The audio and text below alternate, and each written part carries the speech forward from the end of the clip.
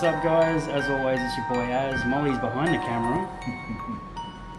And welcome to our first ever full town paranormal exploration. Now, it's not night time yet, but right now we are catching up with the owners of the Walhalla Witchery to have a bit of a chat about some of the paranormal experiences that they are aware of here and some very interesting stories.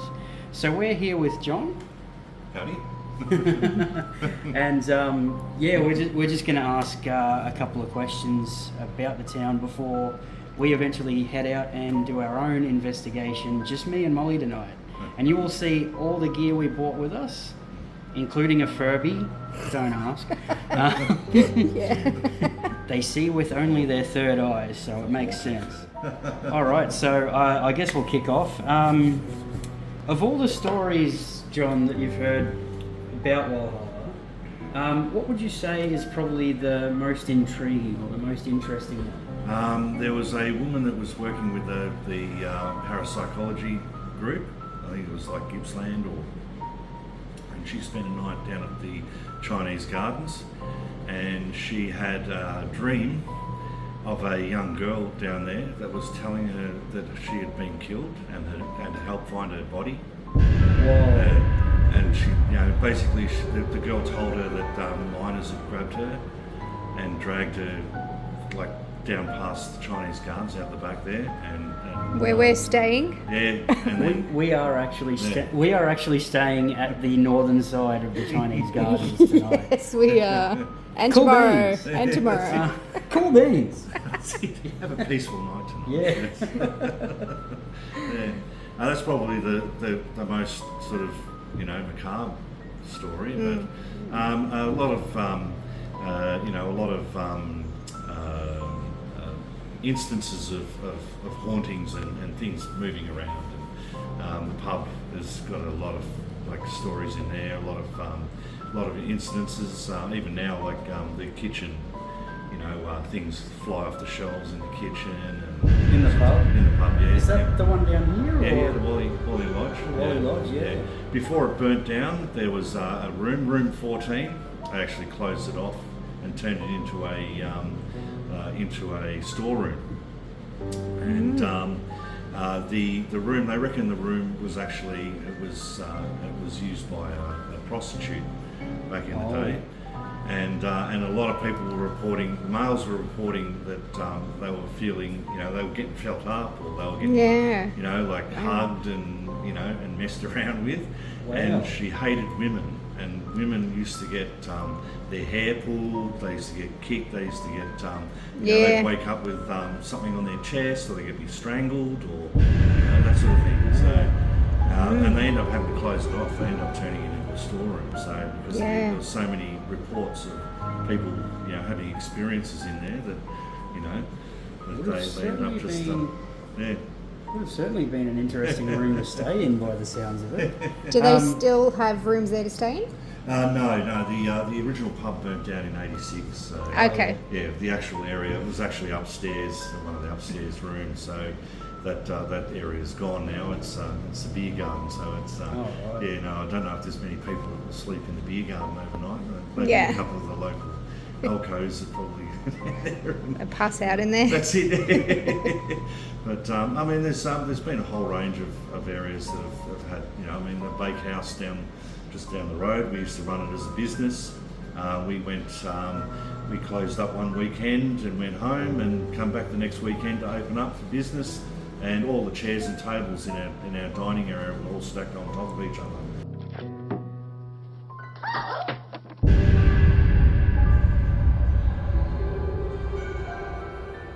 You're joking.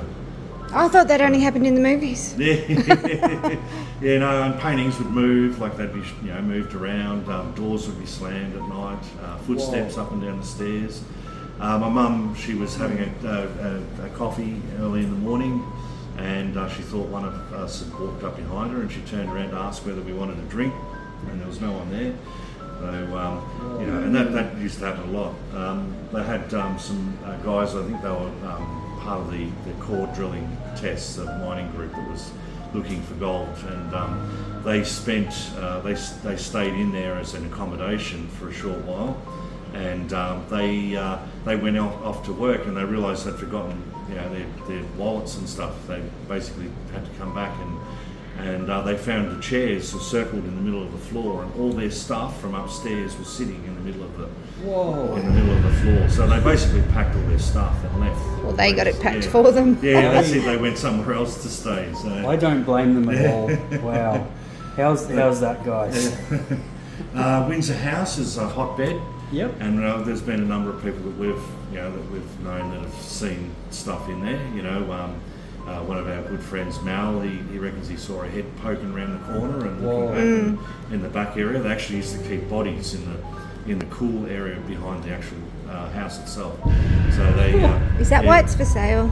No. That was a quick turnaround. I think they just went in there, did a bit of work, did a bit of restoration, and then they went out. So, but there's a maid in there that doesn't like people in our area.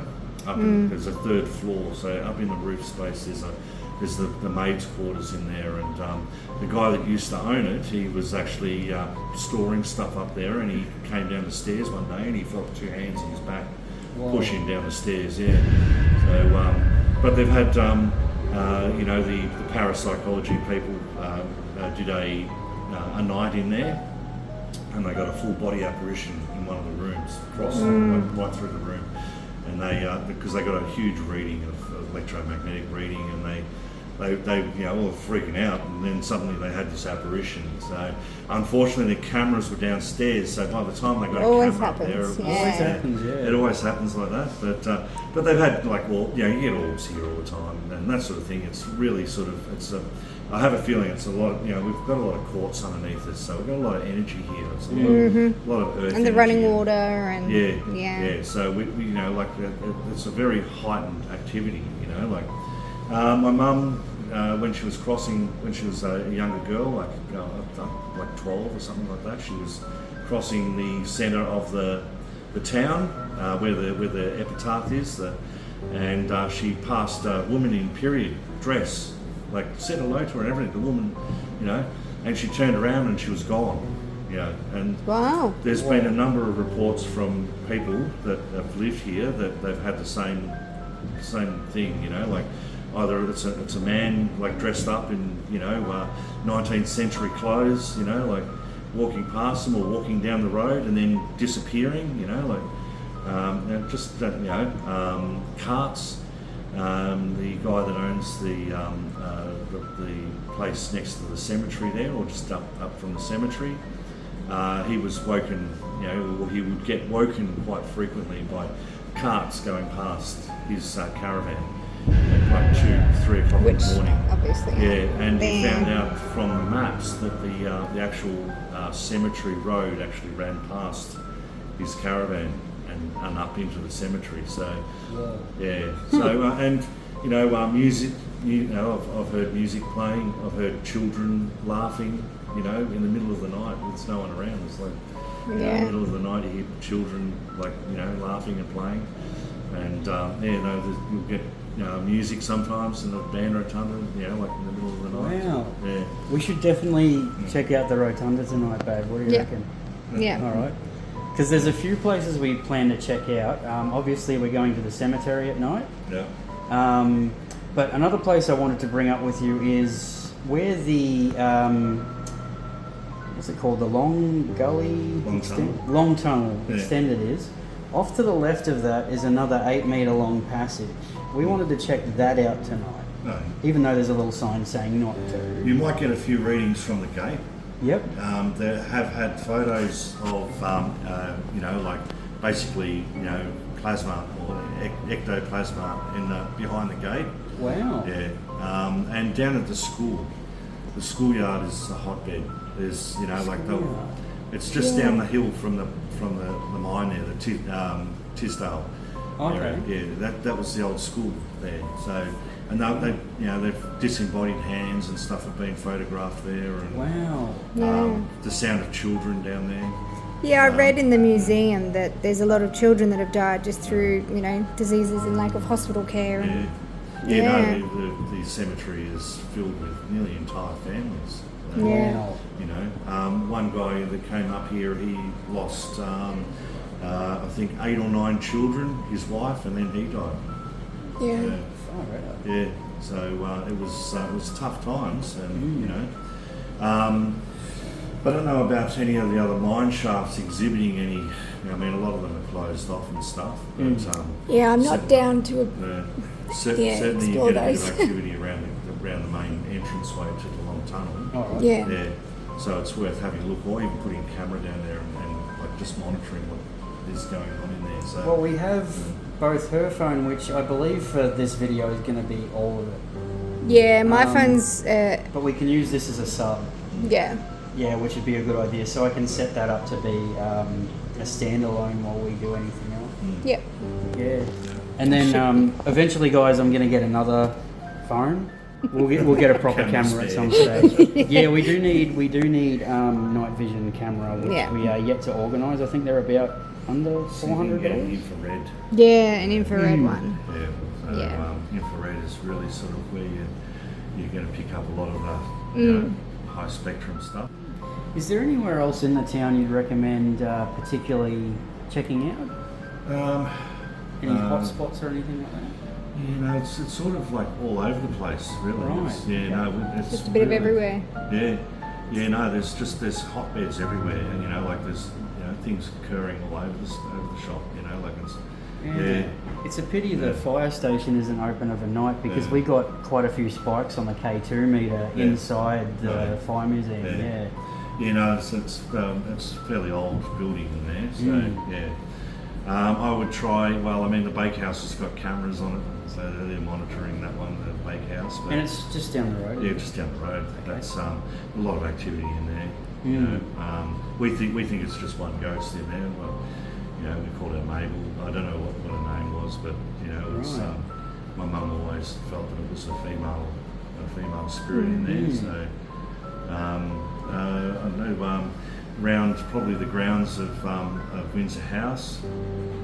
Is that accessible? It's not trespassing? Yeah, no, you can film it from outside. So Yeah. you know, they've got a bridge across the creek, you know, to the main part of the property. But you know, the windows, you know, there's a girl that you know, looks out the windows there sometimes. And So you can go right up to Windsor House, but if you were to enter, that's where it's a bit far apart. no, it's got like a gateway on the across the bridge from it. So Okay. So I don't know whether they're there or not. Whether you could, you know, I don't know if they're in town or not. But you know, certainly there's been a lot of activity around the back in the cellar area where they used to use it as a walk for a while.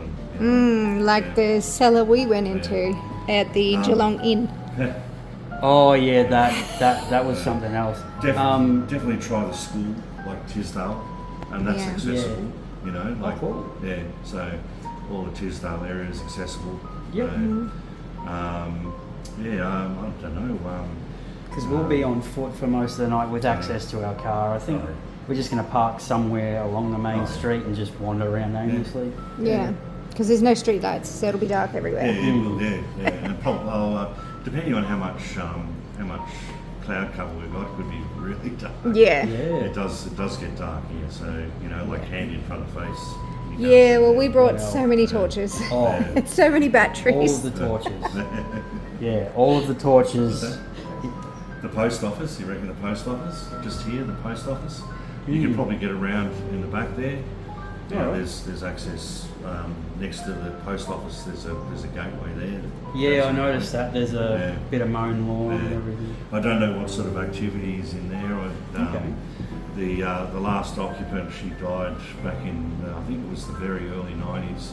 Right. She was recluse in there. That was Doreen Hannon, and she lived her entire life in there, just about. Right. So the cottage up the hill, they had an experience in the cottage, Tanish cottage. I don't know if anyone's up there at the moment. It's hard to say. They were in there the other day. But I went past there one night when I was finished up from work, because I used to have to, I had to stay in a caravan while we were building the house, and I was working at the lawn, and I could hear the furniture being pushed around on the floor. It was like someone pushing a chair backwards and forwards across the floors. So But I've been flashed on the track going up beside the Wally pub. I've been flashed at the back of the shop here. It's just like something's walked through you, so you get a flash. Oh yeah. Okay. Yeah. Yeah. But, I'm trying to think where if there was anywhere else that would really sort of Magnolia Cottage. There's usually activity around that. That's the last cottage on the right, just before the North Gardens, where the bridge goes across. Oh, yep. Where people are camping in there. Mm-hmm. We used to We're camping. Yeah, there is a couple of. Certainly the hospital up the back there is. I don't know. There's someone staying up there at the moment. I think the guy that's actually doing the renos and stuff. So Okay. yeah, you might have a bit of difficulty. They've sort of clamped down. You used to be able to walk up there and look in there, but that's probably one of the most haunted places in the town. So Yeah. people have one guy he said that there was a shadow standing next to the window. Like he came into one of the main rooms there, and there was a shadow standing next to the window looking at him. Right. We can always just go up there and ask. Yeah. That's Yeah, as long as we're polite about it, I don't see any Yeah. reason. if they say no, they say no. Some of the people are pretty good, but there's a lot they used to allow people into the Windsor House all the time, but the new owners they don't sort of entertain any of that. So right. Yeah. And the bakehouse, you could probably, you could probably organise to stay in there, like if you can get in contact with people. You're not supposed to, but they're not supposed to actually rent it out because they don't have a permit. Permit, yeah. But they might allow you to sort of stay in there. That's there's a lot of activity in there as well. So a lot of stuff moving around, doors moving around, doors banging. Like bits and pieces. Yeah, I heard banging while we were in the mine. Yeah. I've seen like a partial apparition in there when I was like a kid, like asleep. I woke up and it was like an apparition, like moving from one of the beds, like looking almost like I thought it was a snake. Actually, I thought it was like a snake. It was like, but yeah, it was and that freaked me out a bit when I was a kid. Like I was like, Yeah. But there's a whole range of areas here. That just about anything that even places that like empty lots of it. Some of the places along, that you can get. Even just audible like sounds of people talking and things like that. And we also wanted to ask, what's your opinion of the cursed grave? I don't know whether it's. It was just something that one of the former residents, wrote up, and put on there. I don't think it's actually. It's more along the lines of a warning, as you stand over my grave, it's sort of like you'll be here next, sort of thing. Okay. Yeah, it's more of a proverb to say that you're not beyond where I'm at right now, so to speak. So right. I can't remember the actual inscription of it, but it was more of a proverb, just basically warning people that as you stand watching over my grave or looking over my grave, that fairly soon you will be joining me in a grave of your own, so to speak. I believe it says, "Ere ye standeth over my grave, mayest thou fall just as quickly." Yeah. I think that's exactly what it says. Yeah. I read that last night. Yeah. Yeah. It got smashed a while ago, and I think they repaired it. And I don't know whether it's whether they've done a full repair, but my aunt got photos of it before it was broken, so she had a whole heap of photos taken of it. That might explain why it was referred to as the headless grave for a while. Yeah, that's why you can't find much information on it. You will find. A lot of people warn not to go up there at night. So because there's mists and stuff that will chase people out and things like that. So right, and we are going. we actually camped down underneath it, and a couple of girls went up there and they got chased across the cemetery by a mist. Whoa! Chased. So they came running down, screaming their heads off. Far out. Yeah, they freaked them right out. Yeah. And we definitely plan on going up there. Yep. Yeah. The things we do for viewers. So y'all better subscribe. Just saying. Or maybe I'll send the Walhalla mist to your house. I never do this. I never really beg for subscribers, but we've hit 500, so let's see 1,000 by the end of the year. New goal? Let's see what happens. The things we do for you, so that you get to watch our content for free, is ridiculous. So let's blow up this video, please. Like, subscribe, share, all that stuff. Did you have any other questions for John while we're here? No, I think he's covered most of them. Sweet. Yeah, yes, yeah. Thank you so much for That's all right. telling us all this. Yeah, thank you very much for your time. Yeah. No, that's good. Yeah. So hopefully you'll get a few hits and. I think we will. Yes. I've already said to Molly, if while we're camping we happen to hear "Help me, help me," we are staying in the swag. We are not getting out. Because I've got this theory that skinwalkers and wendigos are very much a real thing. Yet to experience that, but I don't want to be honest. I don't want to prove that true. I'm not gonna lie, I actually have been camping and I've heard help me over and over again, but it's always just that. There's never any more context offered in what they say. So it leads you to believe maybe that's not what you think it is. So I think we're in for a fun night. Yeah. Awesome. All right, well thank you very much for your That's time, all right. John. That's all Yeah. Awesome. And yeah, thanks for having us.